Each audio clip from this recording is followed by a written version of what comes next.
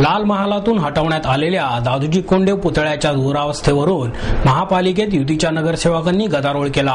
दादोजी कोंडदेव यांचा पुतळा लाल महालातून हलवण्यात आल्यानंतर तो पु ल देशपांडे उद्यानात ठेवण्यात आला आहे। मात्र पुतळ्याची दुरावस्था झाली असून चेहऱ्यावर चिंध्या गुंडाळण्यात आल्या असल्याचे सांगत युतीच्या नगरसेवकांनी सभागृहात जोरदार गदारोळ केला। महापौरांना घेराव घालत याबाबतचा खुलासा करण्याची मागणी केली। महापालिकेची सभा सुरू होताच शिवसेना आणि भाजपच्या नगरसेवकांनी दादोजी कोंडदेव यांच्या पुतळ्याची दुरावस्था झाली असून त्यांच्या चेहऱ्याभोवती चिंध्या गुंडाळण्यात आल्या आहेत। तसेच प्रशासनाने याबाबत खुलासा केल्याशिवाय जागेवर बसणार नसल्याची भूमिका घेतली। यावेळी काँग्रेसने सुद्धा स्त्री भ्रूण हत्या रोखण्यासाठी आंदोलन केल्यामुळे सभागृहात घोषणांचा गोंधळ सुरू होता। शिवसेनेकडून दादोजी कोंडदेवांचा अपमान करणाऱ्यांचा धिक्कार असो, जय भवानी जय शिवाजी अशा घोषणा देण्यात येत होत्या, तर काँग्रेसकडून जिजाऊ यांचा अपमान करणाऱ्यांचा धिक्कार असो अशा घोषणा देण्यात येत होत्या। यावेळी महापौर वैशाली बनकर यांनी दोन्ही प्रश्नांचा खुलासा करण्याचे आश्वासन दिल्यानंतर आंदोलन शांत झाले। उपमहापौर दीपक मानकर यांनी दादोजी कोंडदेव शिवाजी महाराजांचे गुरु नव्हते असा कोणताच पुरावा उपलब्ध नाही, तसेच ही बाब न्यायप्रविष्ट असल्याचे सभागृहात सांगितले। या विधानावर शिवसेना आणि भाजपच्या नगरसेवकांनी जोरदार आक्षेप घेतला। महापौरांसमोरील राजदंड पळवण्याचा प्रयत्न युतीच्या काही नगरसेवकांनी केला, मात्र सत्ताधारी राष्ट्रवादी काँग्रेसच्या नगरसेवकांनी राजदंड पकडून ठेवला। याबाबत खुलासा करताना आयुक्त महेश पाठक म्हणाले, लाल महालातून पुतळा हलवल्यानंतर तो पु ल देशपांडे उद्यानात ठेवण्यात आला आहे। हा हॉल काही दिवस बंद होता, आता हॉल वापरणे सुरू केले आहे। प्रशासनातील अधिकारी पुतळ्याची पाहणी करतील, दुरावस्था होऊ न देता काळजी घेतील असंही त्यांनी सांगितले।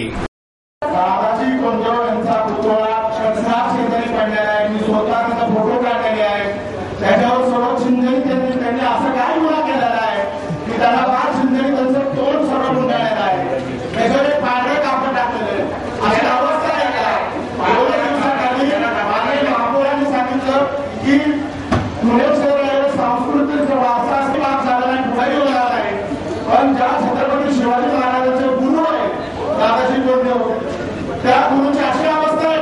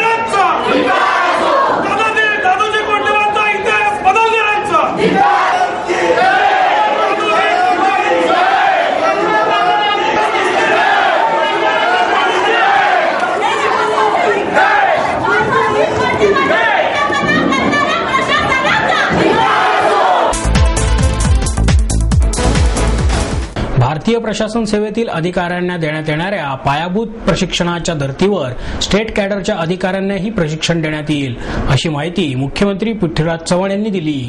पुण्याच्या यशदा येथील MDC सभागृहात राज्यातील सर्व विभागीय आयुक्त, जमाबंदी आयुक्त, सर्व जिल्हाधिकारी तसेच सर्व अतिरिक्त जिल्हाधिकारी यांच्यासाठी आयोजित करण्यात आलेल्या परिषदेचा समारोप मुख्यमंत्री पृथ्वीराज चव्हाण यांच्या प्रमुख उपस्थितीत झाला. उपमुख्यमंत्री अजित पवार, महसूल मंत्री बाळासाहेब थोरात, वनमंत्री पतंगराव कदम, महसूल राज्यमंत्री प्रकाश सोळंके, यशदाचे महासंचालक संजय चहांदे, माहिती तंत्रज्ञान सचिव राजेश अग्रवाल यांची यावेळी प्रमुख उपस्थिती होती. सर्वसामान्य नागरिकांना केंद्रस्थानी ठेवून प्रशासनाला आधुनिक तंत्रज्ञानाची जोड देऊन नागरिकांचे प्रश्न सोडवण्यासाठी स्टेट कॅडरच्या अधिकाऱ्यांना उच्च प्रतीचे प्रशिक्षण देणे आवश्यक असल्याचे सांगून चव्हाण म्हणाले की महाराष्ट्र लोकसेवा आयोगाच्या अध्यक्षांनी हे उपक्रम सुरू करावेत. स्टेट कॅडरच्या अधिकाऱ्यांच्या सेवा शर्तीबाबत आढावा घेतला जाईल.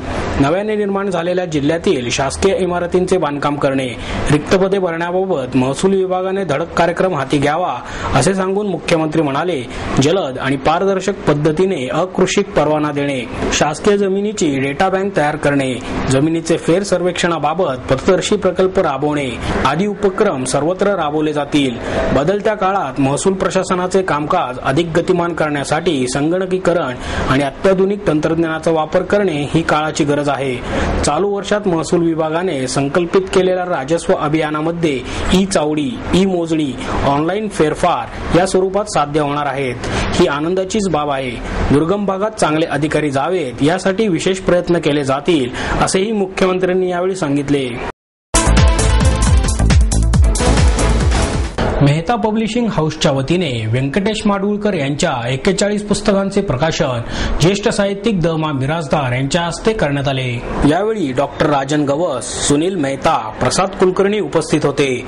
डॉक्टर गवस म्हणाले, दलित साहित्यासाठी पोषक पार्श्वभूमी निर्माण करण्यात माडगुळकरांचा मोठा वाटा आहे. दलित साहित्याचा आरंभबिंदू म्हणूनच त्यांच्याकडे पाहायला हवे. त्यांच्या लेखनातून मराठी साहित्याचा संकुचित परीघ विस्तारला. अलुते बोलुते, फिरस्ते यांना सूक्ष्मपणाने साहित्यात मांडण्याची किमया माडगुळकरांच्या लेखनात होती.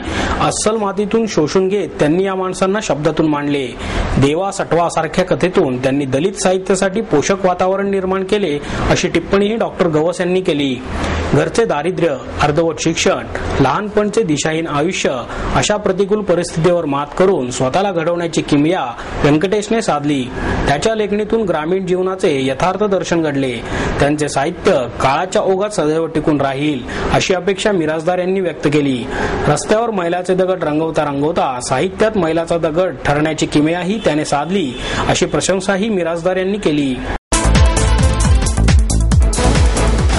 ग्रामीण भागातील तरुणांनी स्पर्धा परीक्षाबाबतचे आपले गैरसमज दूर करून या परीक्षांमध्ये सहभाग वाढवायला हवा, असे आवाहन UPSC परीक्षेत यशस्वी झालेल्या रमेश घोलप यांनी केले.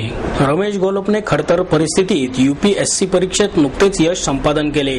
या निमित्ताने यशवंतराव चव्हाण महाराष्ट्र मुक्त विद्यापीठाच्या वतीने रमेश घोलप याचा सत्कार विद्यापीठाचे संस्थापक कुलगुरू डॉक्टर राम ताकोले यांच्या हस्ते पत्रकार भवनात पार पडला. या प्रसंगी विद्यापीठाचे कुलगुरू डॉक्टर R. कृष्णकुमार, माजी कुलगुरू उत्तमराव बोईटे, पत्रकार संघाचे अध्यक्ष उमेश घोंगडे उपस्थित होते. यावेळी बोलताना रमेश म्हणाला, ग्रामीण भागात स्पर्धा परीक्षांविषयी खूप गैरसमज आहेत. इंग्रजी बोलता येत नाही, शहरात राहता येत नाही, अभ्यास कसा करावा अशा अडचणी विद्यार्थी भेटून सांगतात. पण इंग्रजी बोलता येत नाही ही अडचण होऊ शकत नाही. आपण प्रामाणिक प्रयत्न केले तर वाईट परिस्थितीत देखील यश मिळवता येते. इंग्रजी बोलता येत नाही म्हणून मी अडलो नाही. आपल्याला जे येते ते अत्यंत आत्मविश्वासाने समोर मांडता यायला हवे. मुलाखती वेळेस प्रत्येकाला अडचण येते असा समज आहे, पण आपले विचार आणि तळमळ अधिकाऱ्यांपर्यंत आपण पोहोचू शकलो तर यश नक्कीच साध्य होते.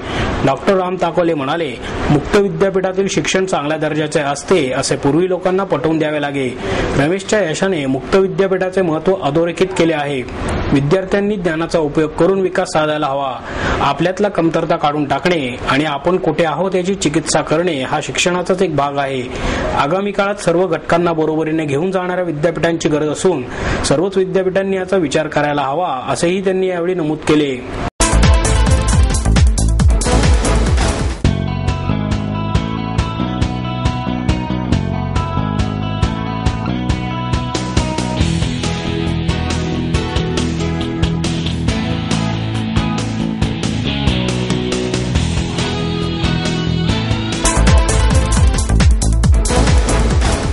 वर्तमानपत्रातील हास्यचित्र मालिकेतून गुड मॉर्निंग म्हणत रोज आपल्याला भेटणारा चिंटू आता चक्क चित्रपटातून आपल्या भेटीला आला आहे.